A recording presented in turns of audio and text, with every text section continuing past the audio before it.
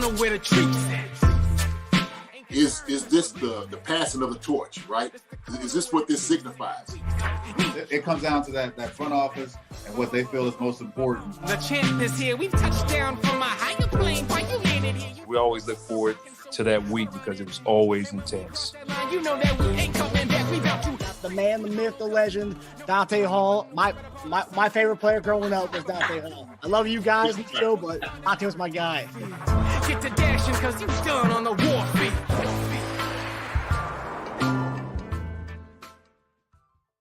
This episode of Chief Concerns is brought to you by betonline.ag. BetOnline is your number one source for all your sports betting needs this season. From baseball, golf, soccer, right to all the top fights in UFC, MMA, and boxing. Every stat, every matchup, and even live odds and spreads while the games are being played. When the game's over, head on over to our online casino and get in on a game of blackjack or poker, or unwind with one of our over 150 slot games. Head to the website today to get in on the action. Use promo code BELIEVE, that's BLEAV, for your 50% welcome bonus on your first deposit. Bet online, the game starts here. Hey everybody, welcome to another episode of Monday Morning Tight End on your Monday evening. I am not your tight end. I'm Marcus Dash, co-host with former Chiefs tight end Jason Dunn. JD will be joining us momentarily here. He's getting set up. I'm seeing your guys' comments in here, and I see Ghost Hunter telling to put the sun lotion down. Okay, put the swim trunks away. Okay, yeah, JD. I don't know if JD's in the pool or not. You know, he's probably enjoying a summer day. I mean, you know, give it to him. The football season's here, kind of. It's not here just yet, though. So, you know, let's still get to enjoy the fruits of summer. Seeing Lacey Snake, Andrea Chenault. My guy Chad's in here. I'm sure he's happy about Jordan Love getting signed. Chad, that's JD's nephew, big-time Packers fan, so I'm sure he's happy about Jordan Love getting inked up. JD, what's up, brother? How are you doing, buddy? Man, what is going on, Marcus? What is happening, brother? What's going on? I heard you talking to my nephew. He's on here. Yeah, he's in here. Word. I see him. There you go. What up, Neff? What up, Neff? Talking about Jordan Love getting lumped up, throwing some money. I'm sure he's loving that. I seen a funny thing they was talking about too. Said they're hoping that these guys can get a Super Bowl. All the top tier quarterbacks getting paid, or the top paid quarterbacks, they're hoping they can get a Super Bowl. So, well, and Mahomes commented on that today, or it was an ESPN article where he talked about how like he and his people always talk about how he's underpaid. He said, "I'm doing well for myself. The important thing is winning championships, essentially." So. People who say I'm underpaid, it doesn't matter to me. We talk about this all the time. I'm not underpaid. I'm doing well for myself. So the fact that he's aware that he is doing well, even though I guess when you look at guys like Trevor Lawrence, guys like Jordan Love, who haven't really done what Mahomes has done in their careers, are getting paid leaps and bounds more than him.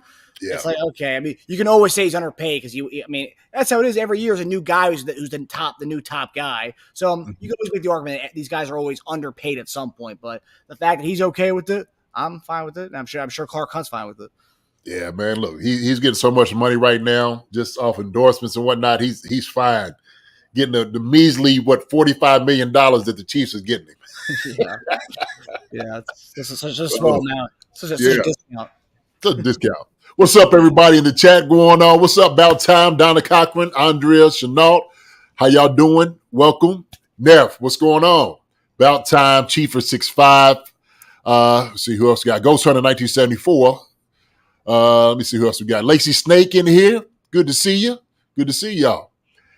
Here we go. So look, man, we're gonna have some good time talk tonight, man. What we got going on tonight, man? Marcus, what we got training camp on top of training camp on top of training camp topics and videos that we could comment on. Obviously, Monday is your guys' show, so you guys send in all the questions you guys have, and we'll get to them. We'll tackle them throughout the episode on our Monday show. I do have some news though for Wednesday. Our guest. So last week we had Mike from All Chiefed Up. This week on Wednesday night, 8 p.m. Eastern Standard Time, Chief Concerns will have none other than Cole from How About Those Chiefs coming on here. The celebrity, the How About Those Chiefs, Cole. Really? He's going to be coming on our show. Yeah, he's looking forward to debating JD on all things Chiefs on Chief Concerns. It's going to be a good one. It was great to have Mike on last week from All Chiefed Up, and to now have Cole from How About Those Chiefs coming on here is going to be good stuff. And I know a lot of our viewers and subscribers also subscribe to them, and a lot of our viewers have been saying for a long time, to do some episodes with Mike from All Chiefed Up. You and I have both been on their show, and then as well as How About Those Chiefs, doing something with them. I don't think we've ever been on the show, but maybe after this episode, maybe we'll get blessed with an invite to go on How About Those Chiefs at some point. But nonetheless, Wednesday night, be in for the How About Those Chiefs and Chief Concerns. A nice little collab. Lewis Cuthbert, I'll have to leave when he comes in. Oh, come on. Why is that, man? Why is Come that? on. Come on, Lewis. We're all friends here, man. You're a Chief Concerns guy. You'll be here and you'll you can listen to Cole. You don't have to agree. Just because you don't have to agree with them. But I mean, come on, hear the guy out. Come on. I can't stand Cole. Okay, well, all right. I guess. Hey, look, we come here. It's all a good time. So we're inviting them into our home. We're gonna have a good time. So we always take all guests, man. I think Cole's a good guy. He does some good work. I like his stuff. So hey, man, Lewis, for the night, man, you'll be okay. You'll be okay. Matter of fact, when you come in, have a good question for him, right? Yeah. You could spouse what it is that you may not like or you dislike about the whole thing. That's always good. I'm here for all of that. I'm here for all of that. So Lewis has gone back a little bit. I'll be here for a little bit. Okay, there you go. Okay.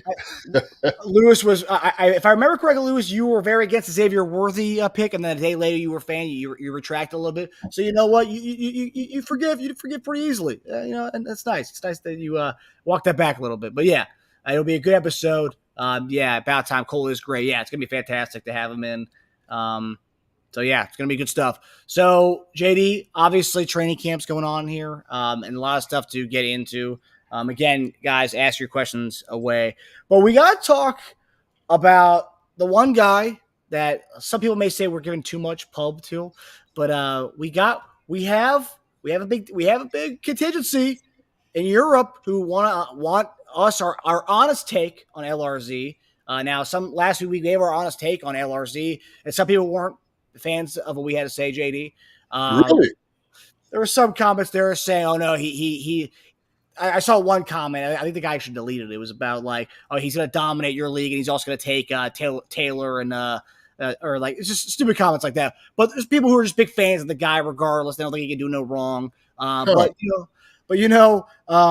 one thing about LRZ, he is a talented guy, and the pads are coming on. So you and I said from the get-go, it's not going to be easy for him. I mean, it's a new world that he's getting into right now. It's a whole new world. It's going to take some time. But I got some clips here, and this is pass protection. We saw last week him working on pass protection after practice. I got some pass protection clips from LRZ, and I also got him running an open field practice with the pads on. So I want you to take a look at that. I want you to say tell us what you see here. You're the pass blocking extraordinaire, JD. So you know what you're seeing. Thank you, Marcus. I appreciate that. So this is LRZ. Some looks of him at practice. So LRZ taking a handoff here.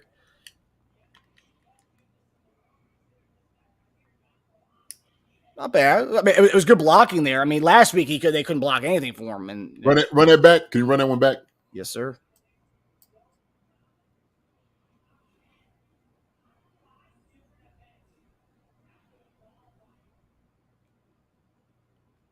What do you make of that, JD?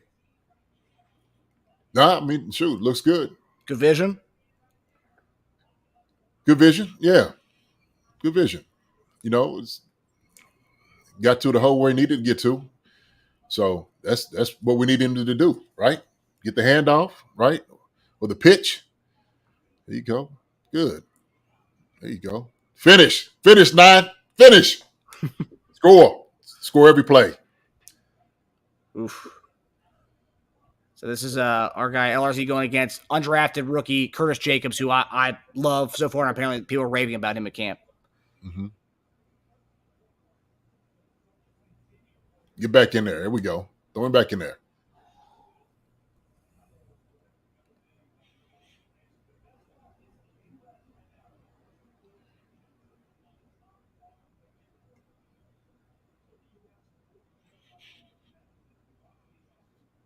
So that was the end of that.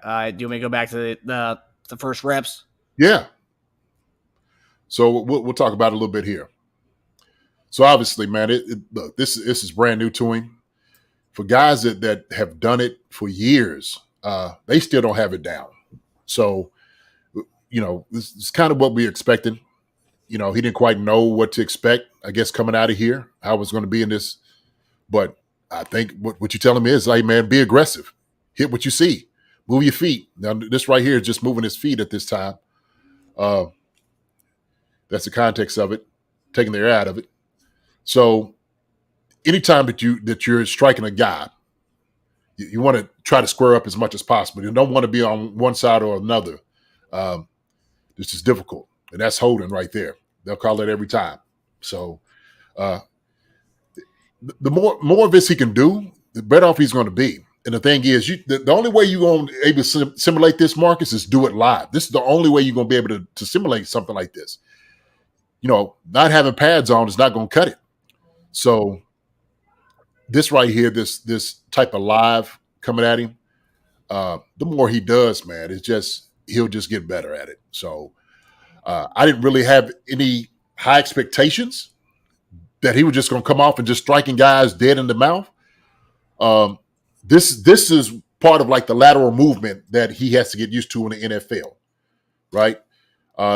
Even if you're talking about like when he took the pitch was there, he seen the hole and he hit it. That's great. If he has to make a cut or any of those things, then it changes things for him, right? It's just, that's reality. But this right here, man, just trying to meet him at the line of scrimmage, a little bit more aggressive on that one. He's got to keep his head up too. And, just trying to strike him square. But I love his, him trying. I do. I love, that a guy is not scared to just go ahead and try something that you've never done before. So I commend him for that. What do you think? That last one, I noticed the aggression there too. That reminded me, at least for me, like when like certain drills when you can't get them right, when you're getting beat, like 1-on-1s or whatnot. That's like right there. What he's showing right there is like I'm like pissed off, and I'm just trying to like just do anything to like try to like get in the way of that guy, because that was like a pissed up, more frustration there. I mean, because it's got to be kind of frustrating, right? Where like you are coming from the top of your game on your sport, you're coming here, and you're not, probably the first time in a long time where he's not excelling at every drill on a field, right? I mean, it's a new game to him. So it's like you're kind of taking that bump from being the top dog at your sport now to this. You're like, it's kind of, and I'm sure he knew this was going to happen. It was going to be kind of a learning curve anyway. But yeah, you're taking your lumps early on. It's going to happen. Yeah. I mean, this is a huge jump. We understood that. We know this. And so, it's one thing to be optimistic. The guy's going to be able to come in and whatnot. But anything he's able to do well, applaud him for it, right? Get him at attaboy. There you go, attaboy. My nephew right here, who was a running back, says too slow on takeoff. So initially on this, what he's talking about right here is opening up. Like, you got to go. And the patience of it. And then, they're not tackling right here. I think 49 might have had him in the backfield from what I looked at. Go back to it. I just want to look at the blocking scheme real quick. See, hat on hat. This is all outside zone. But yeah.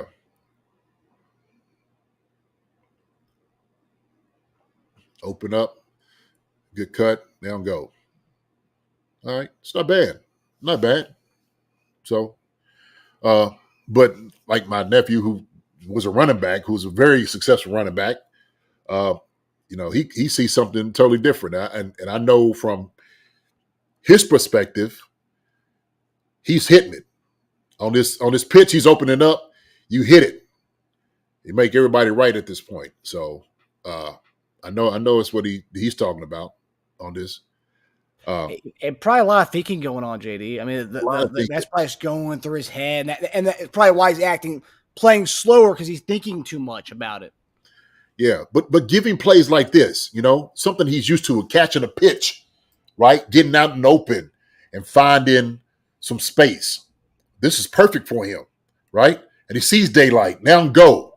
So this is something he could, this is his forte. Something he can do. And so when you do things like that's what you got to give him. This right here is just he don't know what's happening. Okay, this is probably his very first time doing this drill live with against another Chief. So and you see him like square looking after the play, he like does this to try and mimic what he's supposed to be doing. Yeah, because it's one thing because you hitting bags. This is totally different when you're hitting a different body, not and with pads on. So yes, you hit people in rugby. But striking them head up and then, these guys are proficient in lateral movements, like the best in the world. So, yeah, it's going to be hard, man. It's going to be hard. So, John Clifford, what's up, my man? Good to see you come in the chat. YB Negative, what's up, man? Good to see you, too. Drayson Michael, good to see you. LRZ looks athletic, but I've seen about 5 clips. You can see he's still learning, kind of like when you first start playing golf and you're thinking about too much at once. He'll get there. I agree with you. Yeah. Jason Mike it's a process. We understand this. And so any success that he had, like I said before, you need to be pat on the back. He does something good, something like this. Yeah, give him an attaboy, encourage him, and you keep going, right? We can't expect for him to be like a Pop or a CH or Daenerys Prince or all the other running backs that we've seen over the years. They've been doing this for years, okay? Since probably when they was, knee high to what they say, grasshopper or something like that. So this is the way it is. This is the way it is. So it's going to take development. I got no problem with it whatsoever, right? Yeah. I love it. What's that? What were you going to say? I was just going to say, I love it. I love it, just him coming in and just wanting to get it done, right? That's the encouraging part. He's not backing off of anything. Coach said, man, get back in there. It's your turn again. Don't go again, right? So are you, I guess, like, we knew this was going to be a work in progress, a project. And this is why the International Pathway Program, I know Chu Godrick's our pathway player, but, he is a pathway guy. That's where we got him over here. But are you surprised what you're seeing right now? The blocking drill, him getting swelled up in the backfield last week, just kind of the overall, the way he's looked so far. Is this right about what you thought he'd look, JD? Is this kind of right on par for the way you thought he'd look, or you think he'd be better than this, or is this right on par with how you thought he'd look? No, this is probably what I thought he would probably look like, unless he's just a savant. And he just got full ability just to become this great football player that has vision and seen it, and just in his mind, he can see every lane and blocking assignment, and he just knows how everything is going to work out. And so we know when we write up, the blocking scheme behind us, and it looks great on paper, right, Marcus? It looks great on paper. Everybody's got a hat on a hat, and look, you're supposed to run in this hole. That's how it's supposed to look. And then when you get out there in the fire, something totally different. It doesn't look like the board looks, okay? It was like, oh my gosh, this is something I've never seen before. Yeah, these bullets are flying. This is a totally different thing. So this is what I expected. I've seen a little bit of success, some positive things. That's a good thing. So he's making progress. Well done, LRZ. Well done. Okay? Well done. So I'm not going to be disparaging against this guy at all. So all he can do is go up. All he can do is just get better. Okay? Yeah. So it's just an encouraging part of it. Yeah. So King Mo says, is it me or does it seem like Pat already has a connection with Hollywood and X on this? King, I think what you see is Patrick wants to have that connection. He knows these are the guys he got to throw the ball to. And so he's going to turn it loose every chance he gets to find a Hollywood, to find Xavier, to find Rice. He's got to get that relationship down as soon as possible because this is exactly what it's going to look like, during the season.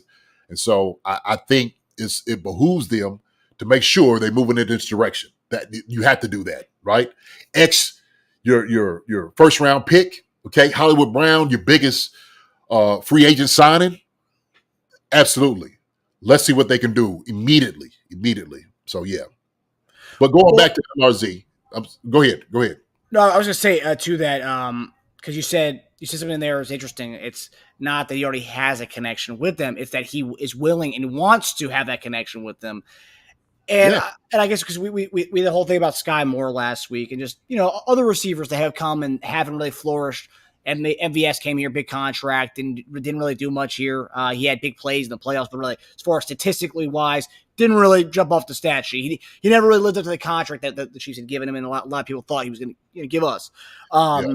But it seems like you talk about the Sky Moore's lack of productivity and maybe Mahomes maybe lacking trust in him. But what is it about this speed?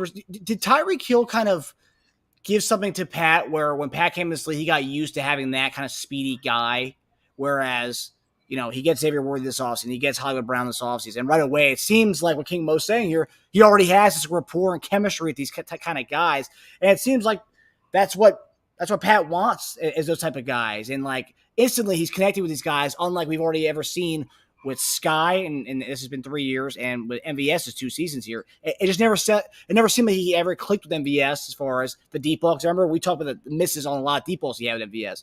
And it seems like already in this camp, we're seeing and even before this camp, we're seeing that rapport that he has with Hollywood and Xavier Worthy. It just seems like Pat's been kind of waiting to get the Tyreek Hill type guy back here to be able to trust those kind of guys. And it seems like he does have trust in those types of guys more so than these other types of receivers that we've had.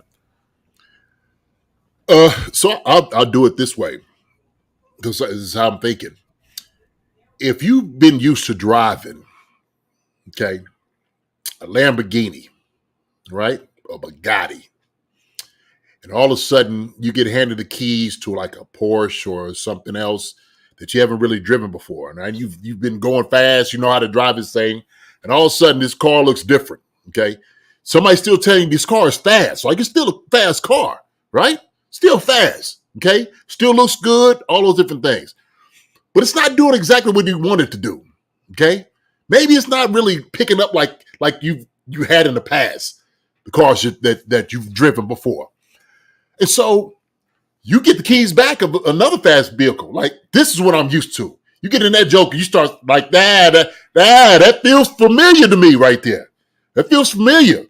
So I'm going to take this car out for a spin. Look, nothing against the Porsche or nothing against this other car. These are the cars I like to drive, right? I like the Bugattis. I like, the Lamborghinis, Marcus. I like those things, nothing against the Corvette and whatever else, fast car. But I think Patrick, okay, these are the cars he likes to drive. Tyreek Hill was a Bugatti. He was a Lamborghini, okay? When he had those guys, he loved the keys to those cars. He knew those cars would give him the type of power and the speed that he was asking for at any chance he got. Matter of fact, it's surprising sometimes that, you just give him a little bit, whoop, whoop, whoop, and you out, right? So now the Chiefs had decided to grant him a couple more Lamborghinis and Bugattis. And Patrick's like, let me take these bad boys out for a spin, right? If you will. So that's how I look at it. Patrick Mahomes knows he's got to get this relationship because it's something that he hasn't done before or he hasn't done in a while, the past couple of years. And so I think this is what this is all about, right? I seen somebody was sitting there talking about, when you talk about the big four, you're talking about Rice, Brown, Worthy, and Kelsey, okay? You got to know exactly what your offense is going to be. Let's test it right now. I know we're going to get on defense a little bit, but what I love so much about what Spags has been doing defensively against our offense is challenging them. He's been challenging these guys. Also, too, some of the things that I've seen that Patrick's been throwing, he's got to work on some of Xavier Worthy's route running ability or his understanding exactly what Pat wants. Because there's been a couple of routes that Pat's thrown that's been broken up by corners and whatnot that I think Xavier's just been a little low as far as like not keeping that high on certain things, like a corner route or over route. And Pat has got to throw those things so he can know what Xavier can do, okay? So it can help him understand the separation. He's like, yeah, I get you run a 4.2. You got the fastest 40 time, okay, that's been ran. But these guys over here are fast too. They understand angles and things like that. You can't just outrun everybody, okay? This guy that you've been running against when he was down here in Texas, he ain't taking calculus. Okay, he's not looking to go and work in Wall Street. All right, this guy right here across from you is making $30 million a year. Okay, and he's a Pro Bowler, and this guy right here is an All Pro, and he's trying to go down with his legacy. So Xavier, get deeper on this route. Okay, get deeper on this route. So I think it's what it all is, man. I think he wants to find out exactly what these guys can do, right? So Marcus, I ask you this: if you got a new present under the Christmas tree, okay, you've been wanting this thing for a long time. How would you feel now? All of a sudden, you get the keys to a nice, brand new Lamborghini or something, right? If Laura's in here, she's gonna give you a Lamborghini for Christmas. I wish. But what do you think? How would you feel about something like this, right? I'll give you the put it on you. I think the analogy is a really good analogy. He's used to that. We went away from that for a little bit. We went more the fuel efficient route. You know, it's got some speed to it. Yeah. And they thought I could make it work a little bit. And obviously, you know, we won back to back without Tyreek Hill. So we made it work in different ways, right? The first year we had Juju, and I'm seeing here like Juju's not he's not a burner by any means, but we made that work.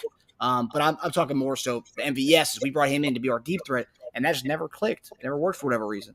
But now that you have these tools that, you know, and under the Christmas tree, yeah, right out the gate, he wants to test and see what he's got right out the gate, and that's why he's testing the deep ball with Xavier Worthy specifically. Xavier Worthy, see what we got in the rookie, in the first round guy that we trade up to get, and it looks pretty good so far. He's testing it out. Yeah, there's some things they probably have to work out, but you know that's going to happen for most rookies, especially a rookie that size like Xavier Worthy, and a guy who's missed a lot of camp too. So like, you still got to work that out. He's trying to catch up by, you know, not easing him in, throwing him in there, is throwing the deep ball after deep ball after deep ball to hopefully kind of work it out. Hey man, you got to throw some comebacks. You got to throw some hole shots. You got to throw, you know, some slants, things like it. He get used to just to, like Patrick said, like, look, we throwing him in right now. Okay, we playing to catch up. Like it's got to happen at this moment. We got some really funny things going on in the chat right now I want to talk about. My baby says my Kia Telluride goes fast. Forget the Lambo. She loves it. She drives this sucker fast anyway. She thinks she got a Lambo. She's driving it. Also, too, talking about the Juju connection. Look, Juju was a different animal altogether. Juju, he was good at route running ability, very possessive wide receiver. He knew how to get open. That's one thing Juju knew how to do. And I think that's why when he came here, that's what they were getting. They weren't trying to get the burner, right? Because he ended up getting injured when he was up there in Pittsburgh. But they knew he could run routes. They knew he can get open. He had a great feel, you know, for the offense. He played in a very high-level offense with a very high-level quarterback when he was up there in Pittsburgh. And so you got what you got with Juju, right? He was very successful while he was here. Stewart says, hey, Marcus, were you a kick returner in college? And if you were, did you ever get hit so hard that you went to the other bench to sit down? So in college, I never returned. By the time I was done playing midway through sophomore year, I never did punt return or kick return. High school, I did get nailed one time, pretty badly. I got up because I was a smaller guy, so obviously I had that kind of Napoleon complex in a way. But I never wanted the defender to know he got the best of me. I got rocked. I got up faster than the defender did, just because I didn't want him standing over me or whatnot. But I could control where I was going, JD. So I was kind of woozy. And the training staff's always looking to see if guys got rocked or whatnot. So I couldn't really control where I was walking. I was walking towards the defense, not like the offensive side. Second or third down.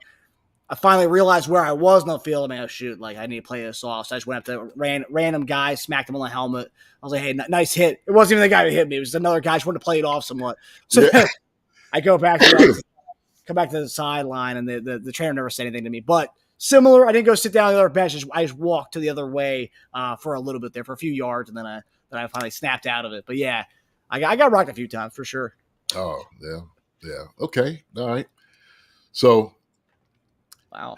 Stu said, I would jack you up. Hello. If you can catch me, If you can catch me, You can catch you, sure. Right. I doubt it.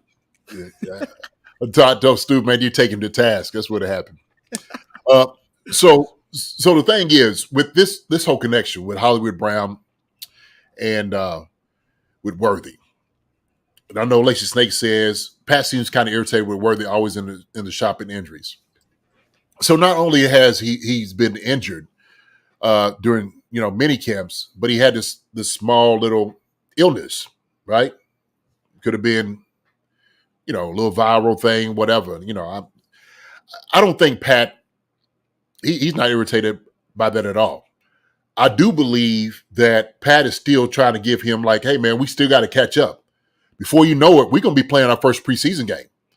And that's exactly how fast it's going, man. Training camp, for the guys, it's monotony. And every day seems the same. You got 2 practices a day. You come out, man, it drags. You just want to play somebody. Pat is sitting there saying, for him to be a number 1 wide receiver, the first round pick, you're part of this offense. You're going to be a big part of this offense. We got to see what you can do, okay? And if you are Lambeau, we got to see how fast you can go.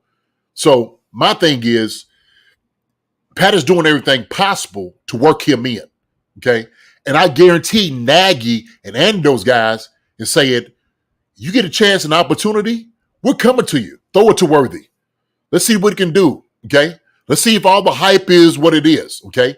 Everything that you showed on tape in Texas, we want to see it out here in a Chiefs uniform. And so you're going to be going against some high-level guys on the other side, which is another good thing. So our DBs are not chopped liver. They're not. We're talking about one of the best secondaries in the NFL. So challenge this guy now so you know exactly what you have, right? Hollywood Brown is just another, because Pat is sitting there thinking like, man, I can't wait to get in the game and give this guy 5 catches for 120 yards, 2 tubs. He can't wait. And he sees a connection. He knows that. So I'm all for it. I'm all for it, man. Every chance you get to get these guys going, do it. I think Pat's doing a great job doing it. But it is interesting though. All the highlights we see, and obviously we're not there to see all the plays that are going on, because I'm sure they're doing a bunch of different repetitions of different things. But we are seeing mostly deep ball shots. I want to see him. I want to see him catch a quick screen. I mean, that thing's coming out 100 miles per hour out of Mahomes' arm. I want to see him catch that, quick. I want to see that. I mean, obviously, he probably can do it, but I just want to see the different varieties of the stuff he's running, because right now I'm seeing posts, I'm seeing corners, and I'm seeing 9 routes. That's all I'm seeing right now. Well, we know he can catch the quick screen. We know that. Oh yeah. We don't have to see too much of that. We need to see the 9 routes in the post. That's what we need to see. Okay. That's the reason we got him here. We want him in here to stretch the defense, and we didn't really have any of that last year, right? True. So you got to work on the things that you want to get better at. And so when we was over salivating for a deep ball, for a guy to get a deep ball catch, it didn't happen.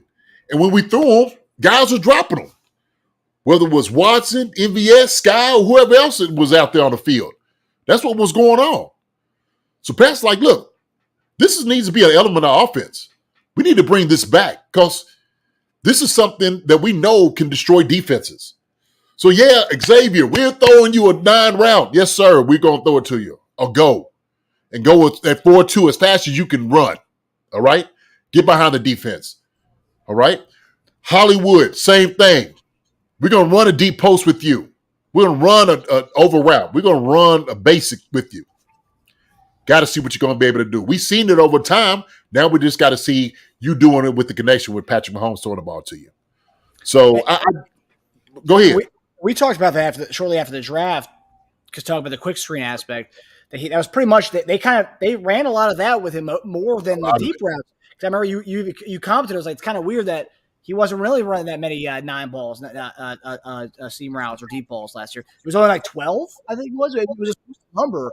And so also another thing too, you're a fast guy, you're a stretch of defense, but you didn't run a lot of that in college. Let's get the rapport down, obviously the connection down with Pat. But let's also see you do it a little bit more. You don't really see much of that in college as far as the amount of routes he ran from running deep balls, which is, because you look at his highlights, there's not a lot of deep balls in those highlights, which is just interesting. It's not.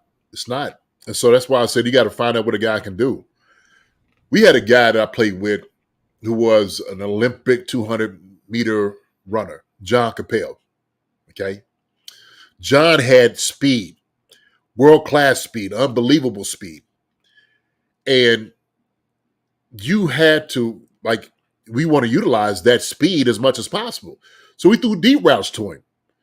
And he would come up with balls. Sometimes he wouldn't. Sometimes you just, you got to see if a guy who has speed, if he has that ability. Because sometimes you run so fast that, you bumbling or you jumping it, like the vision changes on you. You got to test that. Those are things you got to test out. So find out now in camp if you can or cannot do it. All right. Because you hate to go to the game and find out what we did last year and he's popping off guys' helmets and guys are looking around for the ball and don't know where it is. So it's good to run fast, but if you can't run fast and they don't do anything for you, what good is it? What good is it?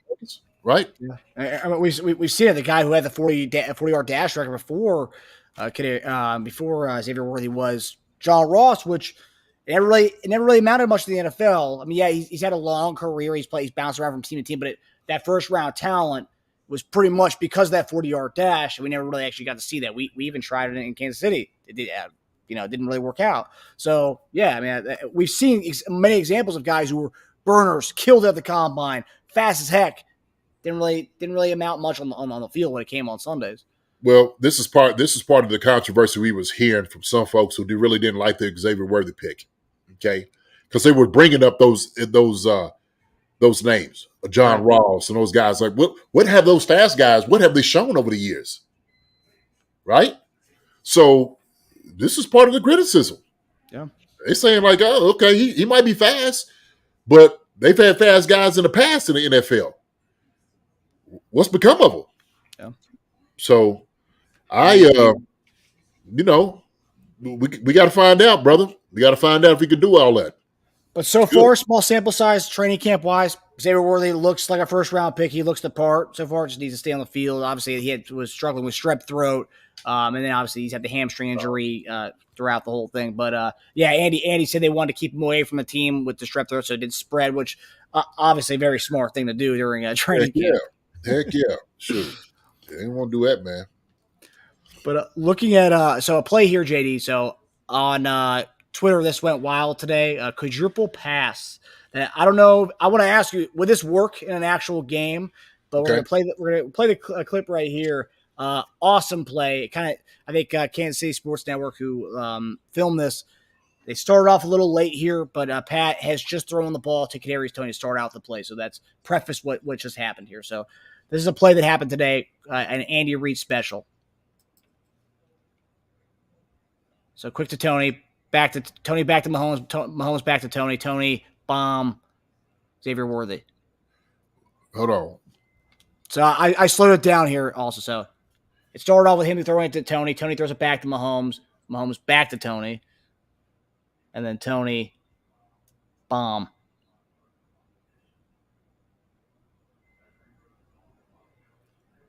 Would that work in a game? I don't know, man. It looks like too much action right there. I don't see the timing of it to go back. I get from him to Pat and Pat throwing it, but then throwing it to Pat catching it, and then back to him. By that time, I think there's a defender over there already if he wasn't getting hit. So I don't see something like this working. That's my estimation of it. Because these guys, man, when they start rushing, immediately the first level of guys that's attacking Toney, because he's thinking that he's running the sweep, will still probably be there. It'd be, linemen are lazy. Ain't like the linemen are going to keep running back and forth. Them suckers going to stay over a few of those guys on the first one. So I do like them utilizing. I know it's people are saying in the chat here not to do cute plays. Hope we don't do a lot of those this year, which we always talk about. Just play football. But it's a fun way of utilizing Kadarius Toney's past quarterback skills. Because Toney was a QB in high school, so I mean you're kind of we're giving Toney ways to touch the ball. This could be a way. I mean, obviously there's other ways to just give him the ball right out the gate. But it's a cool way of utilizing his quarterback strengths. Yeah, hey, this is, I tell you what, the promising part is, like you said, having Tony do something like this. Man, you just create value for a guy like him. You just giving him more and more confidence, which we need from him. The more he can do, the better off we're going to be. So I like it. I like that they got him on their side the way that they should and trying some things with him. That's what I like about it.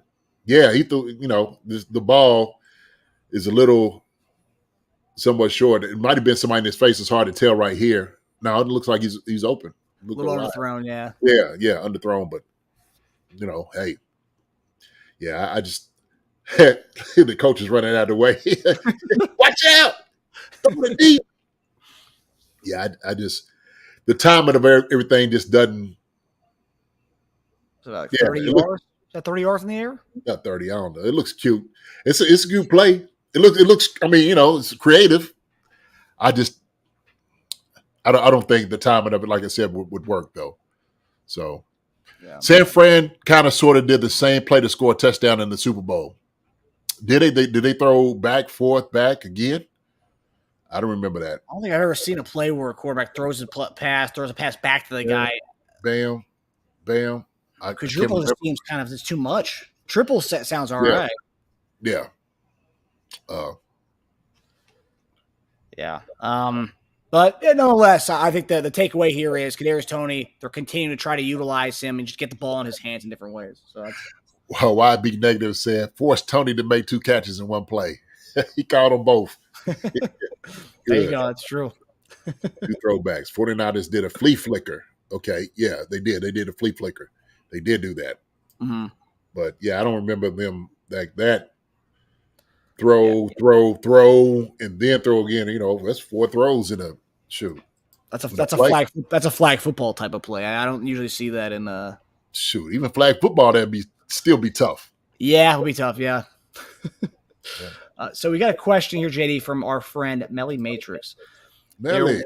There were Irv Smith and Sky Moore sightings this past couple of days. Any chance of either contributing? And that was something that our friend PJ Green, Fox, the Kansas City Fox local news, actually talked about Irv Smith. He may not have been talked about enough, but he's been doing pretty well in camp, and he's actually been utilized at H-back at a few points, JD. Does that surprise you? Irv Smith plays some H-back? No, not at all. I mean, that's his body type. I would think that's what they would put. They would put Irv at. That's why I said they brought him in at that position. I know Mike last week was saying that he didn't really have a position. I'm trying to think what he said, but I think that's where Irv would be. He's what 6'3", 245 or 250. I mean, the sucker's built like a Greek god. So him being there, you might not have to use, Carson Steele or somebody else, okay, to block. And he can catch the football. And he's athletic. So that sounds perfect to me. Exactly. There's your 14 personnel right there, Marcus. Wiley in, Noah in, Travis in, and then put Irv in the backfield. All 4 of those jokers run out there for a route. So, yeah, and that's the one thing that he provides at Blake Bell. I mean, he didn't scare you as a pass catcher, but with that 4 you just named, those are 4 viable guys you can do something in the passing game. And I think Saturday or yesterday, Irv Smith had 2 touchdowns during practice. So Irv Smith, I mean, he's starting to come on a little bit. I don't know why he's not getting enough pub by all these outlets who are there. I don't understand. Maybe it goes better with the Jared Wiley hype. They want to play up Jared Wiley, but not talk about Irv Smith Jr. that much. But nonetheless, he's apparently looking pretty good at training camp. So that's a good thing to hear. Listen, we can't believe that sometimes even these sports places have an agenda about who they want to put out there, right? Who's a big story and talking about it. And that's what we were saying, look, how come we haven't seen anything of Irv?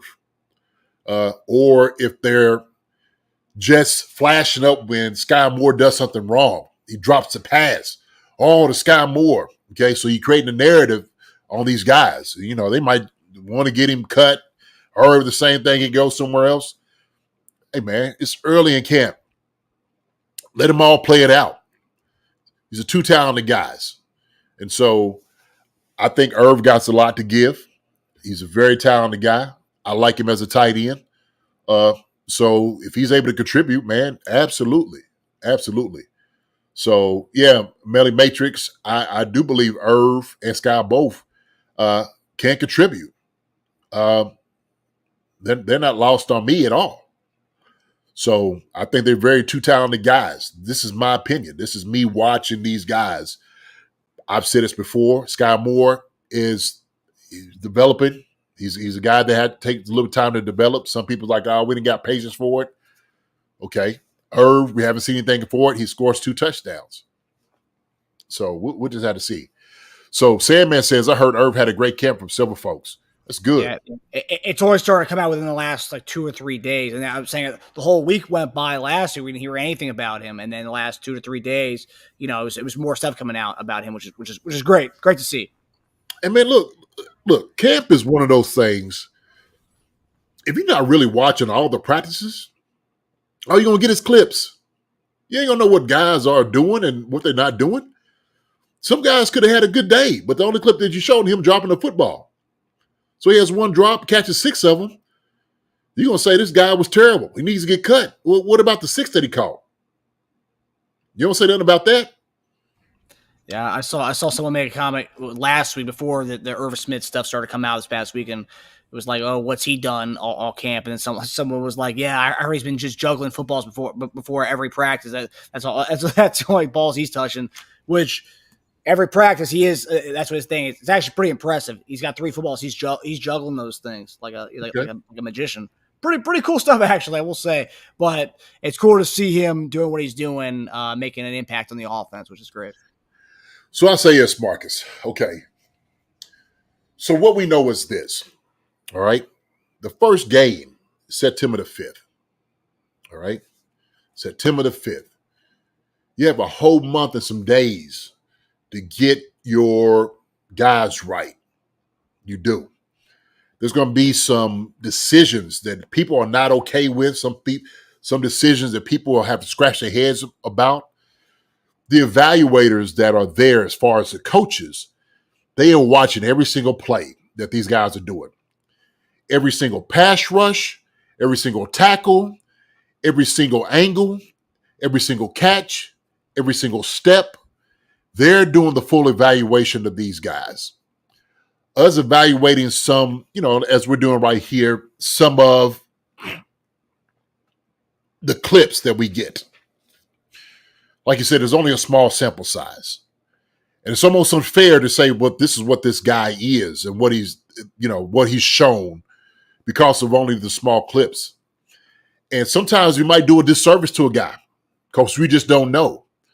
When I'm sitting there and I'm listening to like Creed Humphrey talk, and they were asking him behind the scenes, how is Kingsley, Norzad and those guys, CJ and all, how are they doing, right? And he's just like, look, these guys are getting better. They're learning. Now, we watched the clip where LRZ was running. I think you showed the clip.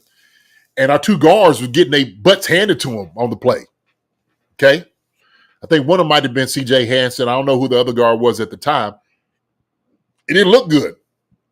LRZ's getting tackled in the backfield. And I know Tasia was like, Barry Sanders might have had a hard time making that cut, to get there. I was like, well, look, Barry Sanders, I watched Barry Sanders make 9 guys miss, okay? Barry Sanders might have hit his head on the goalpost on that one. But this is LRZ, okay? The blocking scheme of itself didn't look good, right? Now, it might just been a bad play from those guys, okay? They might have had, after that, even better from there. Didn't let nobody touch them. But sometimes it's just unfair. Like if we look one scene and maybe, one play and a guy looks good, or let's say a guy catches one, right? Justin Ross catches one-handed, all great, man. Well, then all of a sudden he disappears. What's the issue? So I think there's a lot of context there sometime in camp. I like to to look at a practice. That's what I want to. I want to see an entire practice. Okay, to actually watch these guys. I want to watch these guys' steps on one-on-ones. We just watch LRZ. Okay. I want to see some other running backs. I guarantee every other running back didn't right either. I guarantee some other running backs look terrible on those drills. Okay. My thing is we got to find the right guy to make sure that Patrick's okay back there. All right. We can talk about LRZ all day, but who's the guy that's showing up? Who's the guy that's getting it right? That's my question. So Patrick's not getting hit. So he's not getting tattooed. So I need to hear from a CH or a Pop or Daenerys Prince and all those other guys. Those guys that's making sure that they're striking the linebacker or the safety nose to nose. Okay, you throwing him out of the club. That's what I want to see. I want to see that. That's what I want to see is consistency there. That has to happen in camp. That's how you dictate who's going to make the team and who's not going to make the team.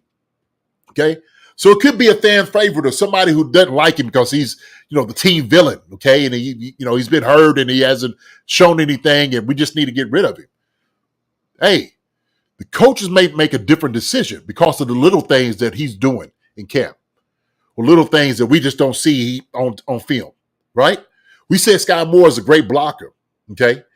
He does a hell of a job out there when guys have the ball in their hand and he's got a block for him. He's going down, he's doing some different things that other guys may not be doing.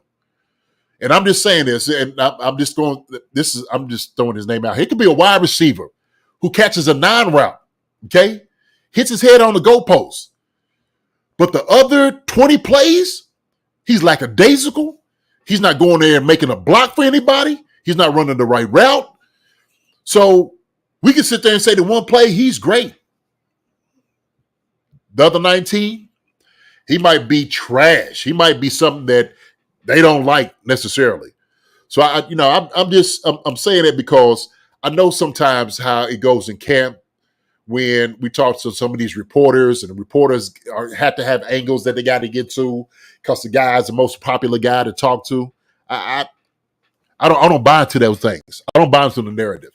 I want to see what's out there on the field to make sure. Okay, so this is my little rant for the day. I'm when I say this because I just remember how camp is, and so because it is just such a different world how they do things with social media, putting video out there, you can make anything look like anything, So yeah, because with no videos about a certain guy, or if they're not posting videos about a certain guy, you automatically assume wait.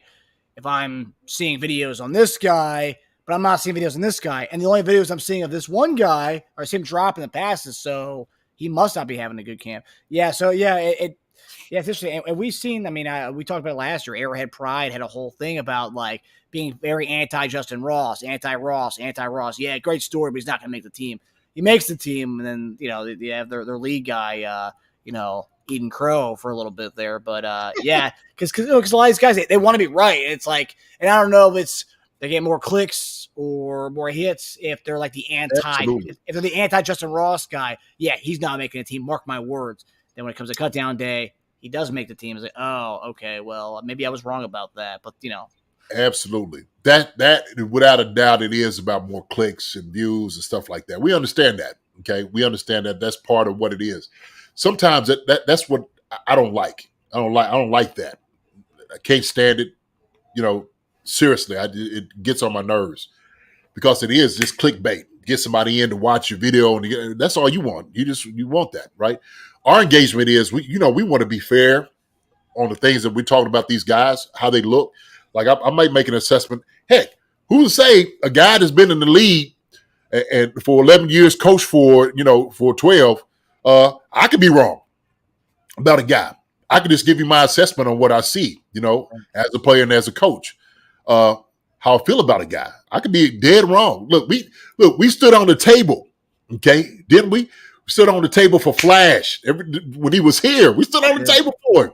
We did. We love Flash, okay? We thought we still had something in the tank, man. And, the Chiefs was like, hey, we gave him a shot. We gave him a chance. And it just didn't work out. So, we just sometimes in camp take a grain of salt. Enjoy camp when you go up there. I'll say that. Enjoy it. And I see when even when when guys come out there, they throw a deep pass and they're cheering, yay! And I'm like, he's supposed to catch a deep pass. He ain't got nobody on him. It's supposed to be a touchdown. And I get cheer for it. Cheer for it. Same thing, cheer for the defense when they make a play, okay? Because these guys are going to be phenomenal. I've been hearing some great things from my defense on the camp. You know, when I sit there and I watch Spags do his little thing, you know, when he's talking to the media, he's got a smile on his face. Well, Spags always has a smile on his face. But you can see just the optimism he has about the defense that he's got, man. He loves these guys. He loves it. And he's giving these guys everything. He's throwing them out there. And I love that. I love that because it challenges our offense. What we're doing is, let's not look at the optics of the deep pass and all that. Let's look at how they're developing as an entire team and a squad, okay, to win a championship this year. And sometimes we may miss the forest for the trees, okay? We may miss that like we did last year. And teams is, we're not going to win a Super Bowl. We didn't miss it, Marcus. Not once did I get down on these guys because I'm like, man, this thing is a marathon. It's a marathon. These guys right here are going to get it right. So we'll talk about it. We'll have a good time with camp. Enjoy camp. Enjoy the observation of everything. Enjoy it all, okay? But Andrea Shadal said, I'm going to camp and get my own tape. Andrea, appreciate it. Send some to us. I want to see a whole clip of the entire like 7-on-7. I want to see the whole clip of, you know, pass protection from the tight ends or from the running backs. I want to see everybody. Okay. So those are the clips I want to be able to see. You know, I could give you a little bit better assessment when I'm sitting there watching that. But you know. Yeah, we get the we just get the good stuff, JD. We get the sacks, the interceptions, or the touchdown throws, or for the guys out there who are waiting for certain people to drop passes. We get those too. Yeah. So some people are just a little bit too antsy, welcoming for certain guys to drop passes. So. Yeah. Or if they made a prediction a couple of years ago, this guy was a bad pick by the Chiefs, they want to be right about that 3 years later. Absolutely. Yeah. So that's crazy. No, it's good. It's good. We got a last question here we got 2 questions left. So Illy Beeman asks, you think Pat going to make more risky throws with all these downfield speed? I hope he keeps the INTs down. JD, what are your thoughts? That's a pretty good question there. It's a great question, and yes, he is. He is. He's going to make some very risky throws to these guys because he knows that their ability. And I think one thing he's going to do, he's going to turn his arm loose, Illy. I think he's going to turn his arm loose. They're going to make sure they say, look, we're going to make your arm sore today. We're going to make your arm sore today, Pat. And I'm here for all of it. I think that's the reason we're throwing the 9 routes right now. We got to see what these guys can do, Illy. So he's going to definitely make some risky throws. You know why? Because he has guys that has the versatility. They have the talent to make these catches, the contested catches. They have the talent to burn DBs and corners and safeties. So look, Pat is in hog heaven right now. He is in hog heaven, believe me. And I've seen him, you know, in some of the clips, right? We're talking about clips. He's throwing across his body. He's going to like, look, man, I'm going to give you a chance to make a play. I'm going to give you a chance. That's the beauty of it. That's the beauty of it. So, yeah, man, I think this is what it is. I think I'm not upset with that. I love it. I love it. Take the chance, Pat. Take it.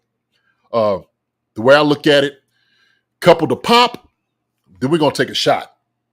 You're going to keep the defense honest.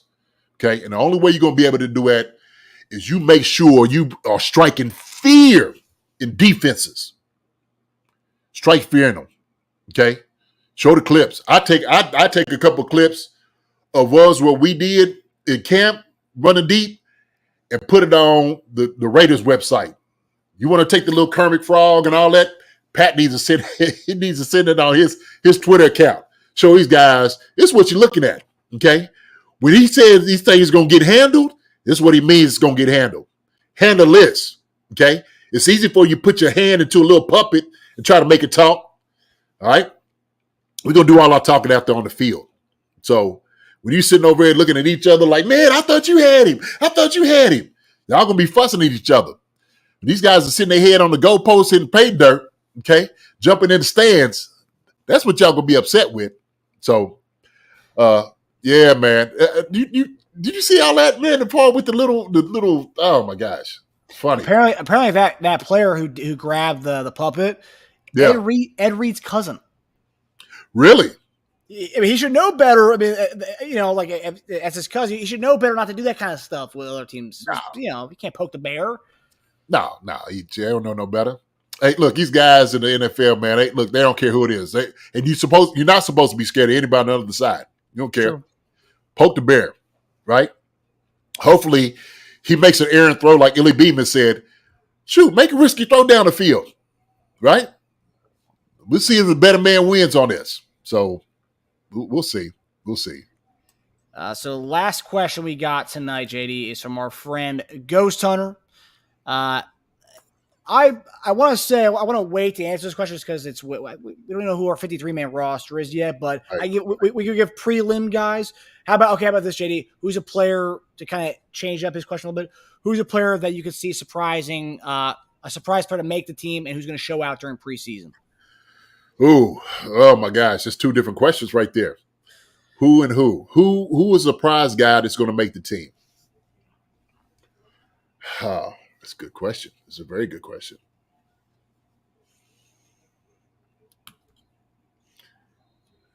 All right. Surprise guy that's going to make the team. I'm going to go with Justin Ross. Oh, wow. You think he's like on the cusp? You think he's a bubble guy? I do. Oh, wow. I think he's a bubble guy. I do. And the reason I say that is because there's a lot of guys in the room. Okay. The thing is, because we talked about this, Marcus, we talked about it, and it is about utilizing players' skill set. Utilizing that. Those deep balls and stuff, the back shoulders, it's Justin Ross's plays all day. Okay? That's his plays all day. So that's a good one. Matt Steele, John Clifford, that's a good one. I don't know if he's going to make it, but he could. Special teams guy, he's got a lot of worth and value. So Justin Ross is my guy. Surprisingly. Who is going to show out in preseason? Oh, man. King Felix. Wow. That's a shock there. Yes. I think quietly King Felix is going to figure some stuff out. That's what I think. I think this is kind of like the time. Like his second year, you start showing, because we start seeing, what's the name of two? George Kalafis kind of like, okay, emerging, right? A little bit faster than what we thought he was going to do. We knew he was going to be good. I said we wanted him out of college. But then George just started making like a jump. And it seemed like he needed to be there. So King Felix, and I heard Spags say something about him, which gave me kind of like a notice for King Felix. I'm like, okay. Spags is talking about him. He's starting to figure this out. Okay. He said he had a good day. He's starting to figure it out. And I think with more success for him, I think, man, he's going to be the guy. So that's where I'm going with it. King Felix, I think, may start looking like the first round pick that he is, that we got him. Okay. Yeah. I mean, he's looked great. He's looked great in the stuff I've seen and the stuff like Spags is talking about. Yeah. I think, like Karlaftis, I think working with Tamba really helped him. Man, I'm telling you, man, Tamba, dude, every team. Thank God the Chiefs got a guy like Tamba, Ali, my brother, to work with. Seriously. And if guys are lacking, I don't care who it is. That whole defensive line should go on to Tamba to get better. Right? Not taking anything away from, because they do a great job there, but Tamba can help those guys out. give a shout out to one of my brothers, man. I seen him working with some guys. Vonnie Holiday. My boy was showing me a clip of Vonnie working with some guys, man. And Vonnie's a technician. So I was looking at his clip. I'm like, yo, that's some good stuff right there. Some good teaching and knowledge that Vonnie was given. So throwback. Love Vonnie Holiday. Vonnie Holiday, man, my brother. He was a force in the trenches. Yeah. I would say so. I love your two. I would agree with both of those. I was surprised with the Ross thing because I think he's a lock. But you're right. I think so because we talked about this before. There's a lot of redundancies with the receivers that we have. There's a lot of redundancies of skill. Ross brings something to the table that nobody else in that room brings to that receiver room. Could you imagine 14 personnel with Ross in there? There's a bunch of tall, big guys in there. Oh man. Now, Marcus, okay. So I know I asked for your 7. You kept giving me 10 people.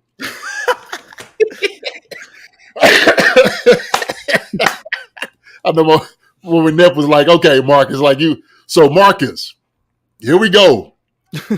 Give me your 7 wide receivers right now. All right? On the spot. On the spot, baby. On the spot.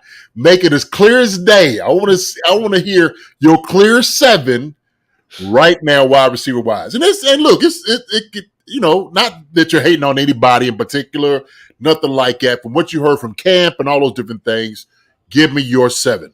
Okay. This is my 7. I'm not going to say anything else. I'm not going to give you a contingency plan. No, nothing. Yeah, nothing. 7. Yeah, don't. Yeah, he got to have. Let's go. Here we go. Right. So no order. No order. Rice. Hollywood. Worthy, obviously. Worthy. Yep. Justin 3 locks. Yeah. Who? Justin Ross. Justin Ross. Okay. Hardman. Woo. Got 2 more. KT. And then Remigio. Oh. Okay. Remigio. So Sky and Remigio. So Sky and Watson are out. Outside looking in now. Okay. All right. With your overlap there, where would we differ on that 7? I had Sky making it over Remigio. I had Sky, so I had. Well, we didn't know Rice was going to be in there. Yeah, but I had that was I think my 7 I had write down. I had Hollywood, Rice, Xavier, Hardman, KT, Sky, and I think I had Ross. That was my 7. Okay, that was my 7. So yeah, that's what I was looking at.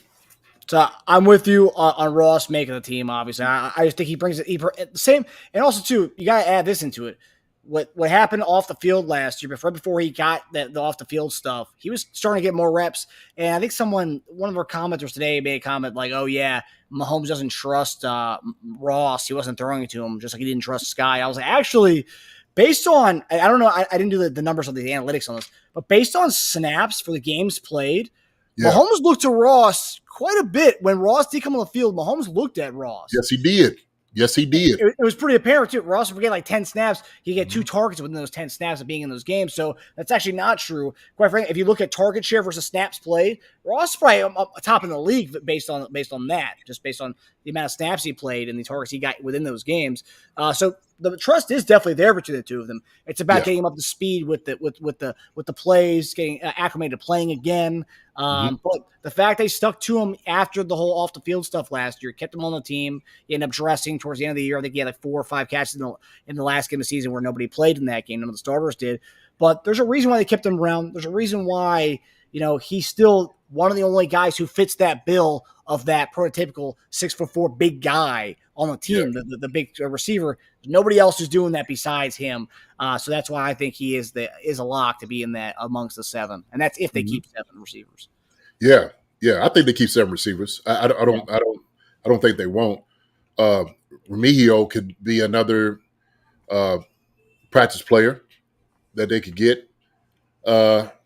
So the Watson, all right, because somebody said Watson's going to be there. I I don't know. I don't know if Watson's going to be there or not. What about Justin Watson? He made some big plays last year when others were untrustworthy. He did, but he had some drops too. Some plays he didn't make. So he could be the odd man out. I'm saying that they may move on from him. So has Watson got back from the injury? Has he gotten back from everything? He's back on the field. He was catching from the jugs machine yesterday. I don't think he's cleared yet to come back fully yet. So, that could be something else against him as well. I'm just saying that they'll make his decision. And the only reason I say it is because Justin Watson is probably, what is he against the cap right now? Like $3 million? Oof. I don't know his cap number. Yeah, but I think it is about $3 million. Yeah. Yeah. So they'll evaluate those things. As far as his camp, I know before he went down, he was in there. He was getting some reps, some catches and stuff. But look, there's going to be some shockers. Like I said, I could be wrong. All right. And I like Justin Watson. I do. Are they looking for youth and are they looking for particular things? Yeah. So, but Justin brings that to the table, no doubt about it. He brings experience. He brings a good voice. So, he could definitely make it. I don't know if he's a lock. I wouldn't say that. That's why I said, like last week, Marcus, I said, man, the only lock I know on the team, Xavier Worthy, Hollywood Brown, and Rashee Rice. Those are the locks, okay? And I think Hardman is a lock. I think he'll make it, okay? I could be wrong, but I think he'll make it, okay? Because he's just part of the family. JD, so, you know more about these NFL contracts than I do. So looking at Watson, his cap hit is $2.9 million, but his dead cap is $150,000. Does that mean he gets cut? He only gets $150,000. So only 150, that's it. Yeah. So I mean, that's not. So yeah, I'm seeing Sandman, but they just resigned Watson. So unless they trade him, no. So if they cut him, it's $150,000 hit to the team. So they'll take that. They'll swallow that. Yeah, they got that in their back pocket. Shoot. Yeah, that's nothing. No. So I don't think. So we just had to see. Yeah, Melly Matrix, he's cuttable. Yeah, like a lot of those guys are. It's the reality of it. So I know Watson is a fan favorite, and like I said, I like Watson. I like his size. I think he has decent hands, and he did come up big for us, made some plays. But there were some things also too that you're looking at. It was like, oh man, he should have made that play. Oh, well, shoot. Yeah, he had very inconsistent hands. That was something that Brady wasn't the biggest fan of, his inconsistency in Tampa. Tommy said that. Yeah, inconsistency. Yeah. Well, he never said that. He just had inconsistent hands in Tampa, and he was gone in Tampa. And obviously, Tom likes those types of receivers. JD, if the guy's dropping passes, he's not sticking around. So Tommy didn't say that. So he didn't say that. Okay. This is me assuming things. All right. Well, we can't assume that he's right. Tommy, he wasn't consistent. He had a consistent hand. Let him go. Yeah.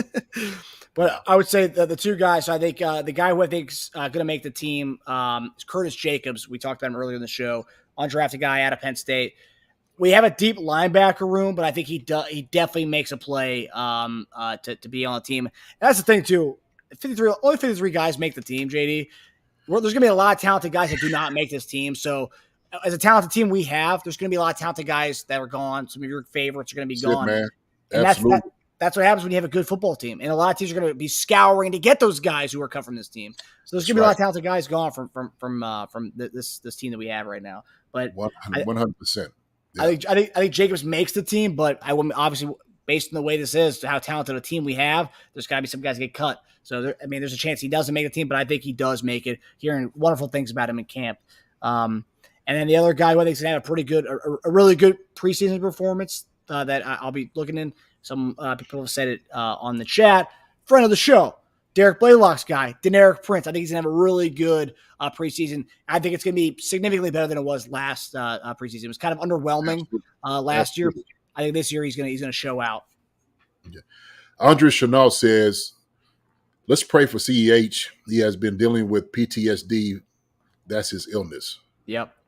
Really? Yep. Wow. I didn't know that.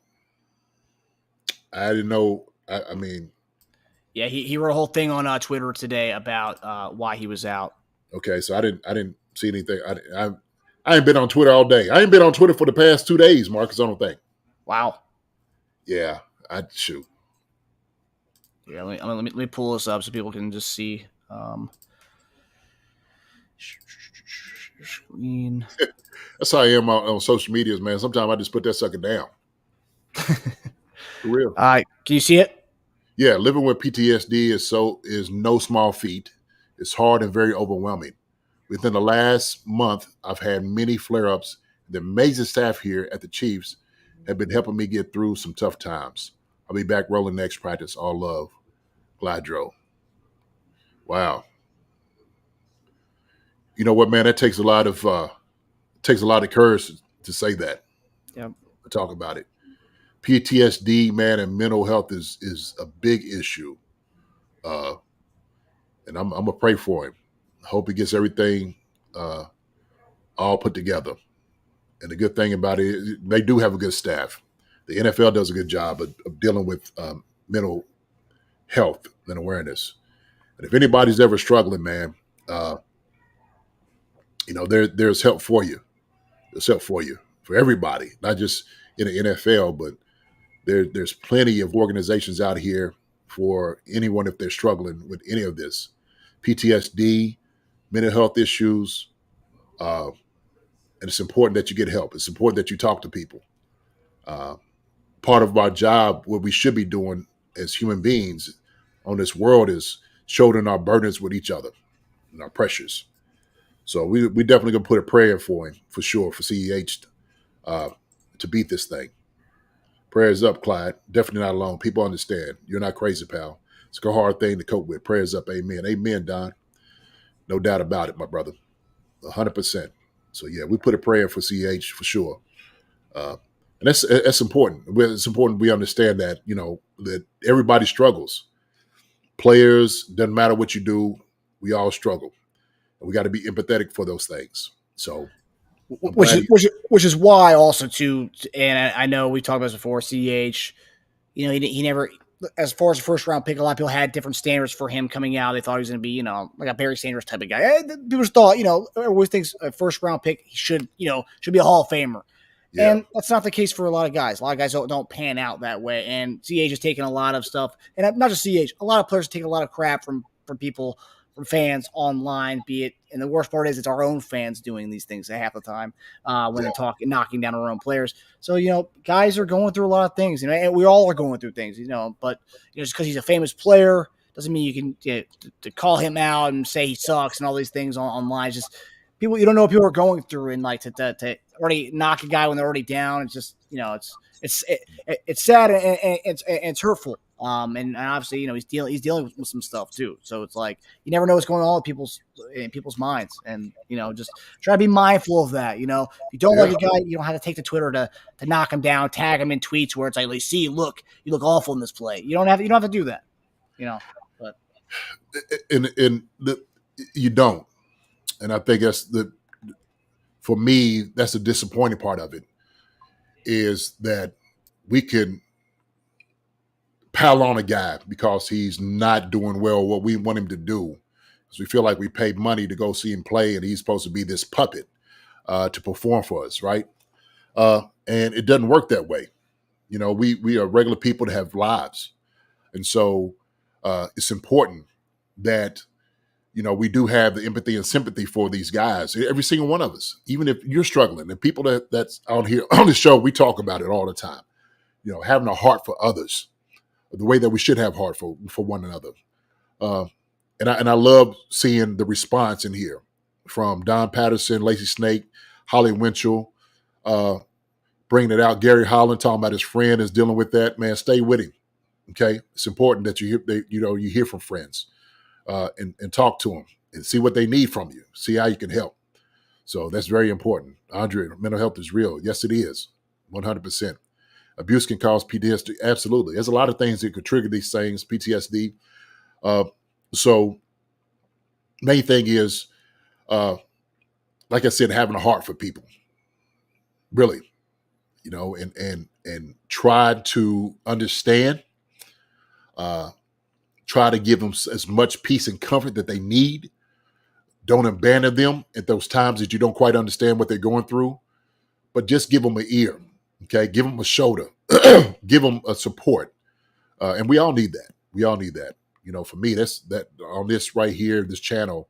I say it's therapeutic for all of us. We love it. We love community coming in. I love seeing you all come in and talk about these things that you may deal with in your personal lives.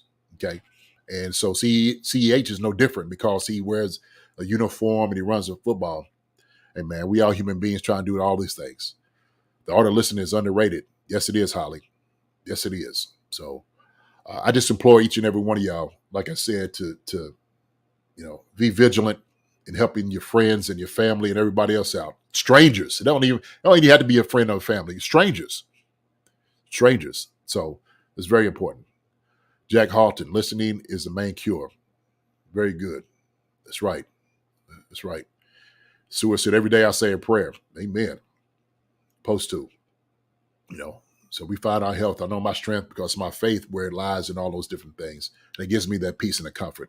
But also to my circle of family and friends that I have around with me for support. Sometimes people don't have anybody. Okay. And like Jack Halton said, listen. Find somebody to listen to.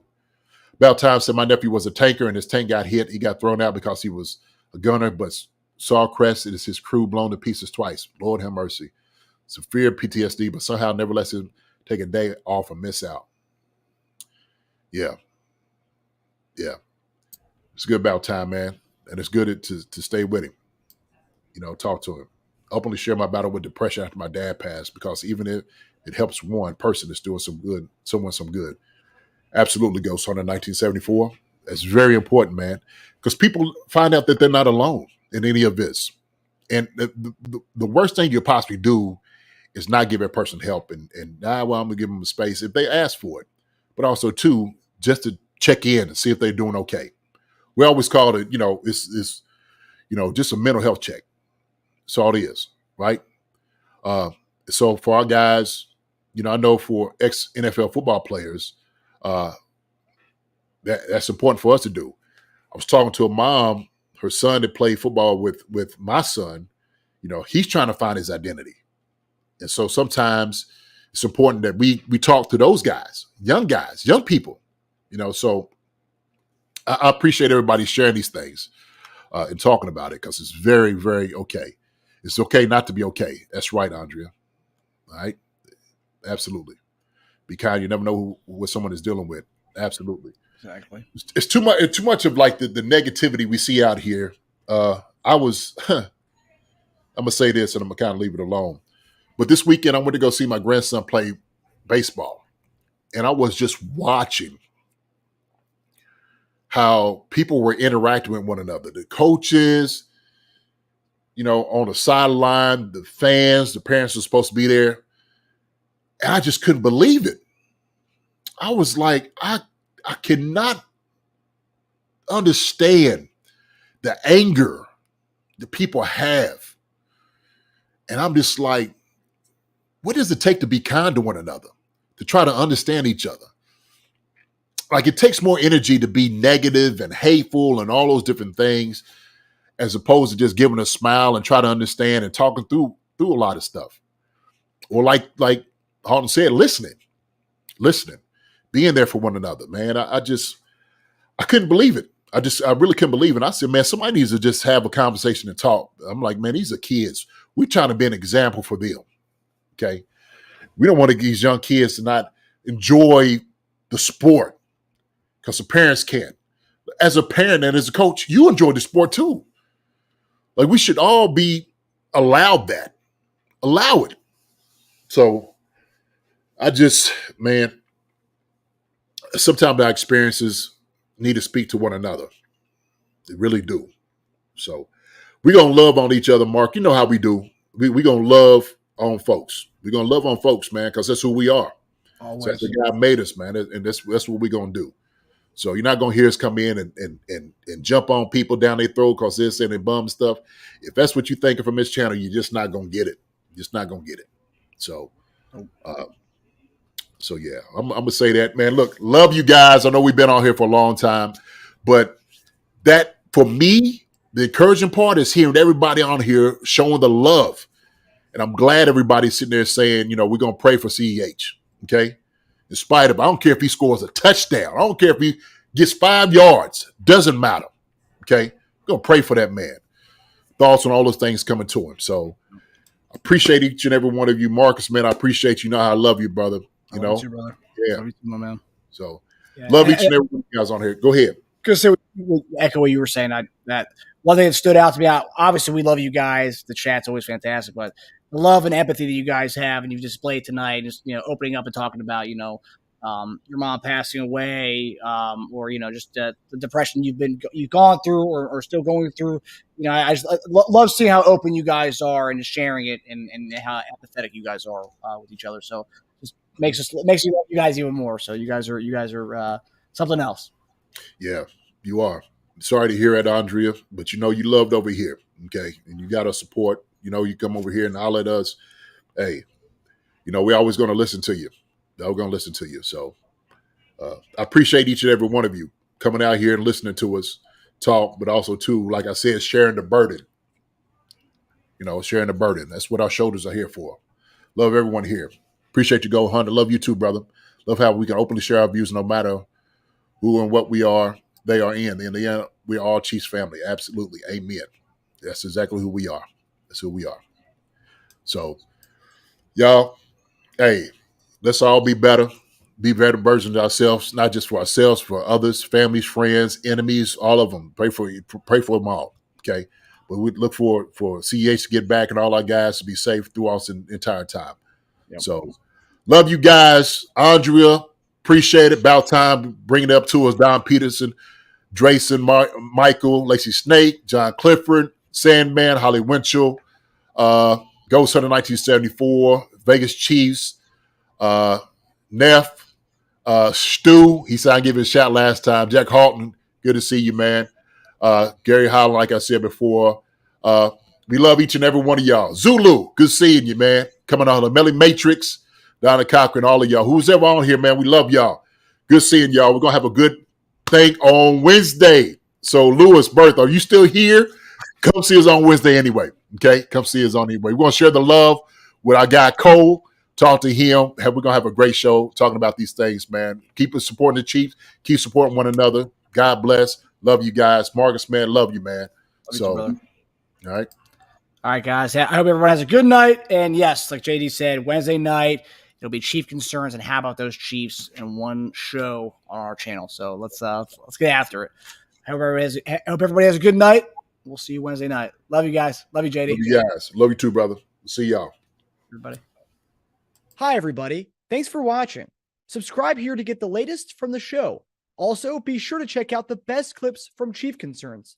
And if you prefer to listen to the show, subscribe and follow us on Apple Podcasts, Spotify, and anywhere else you get your podcasts.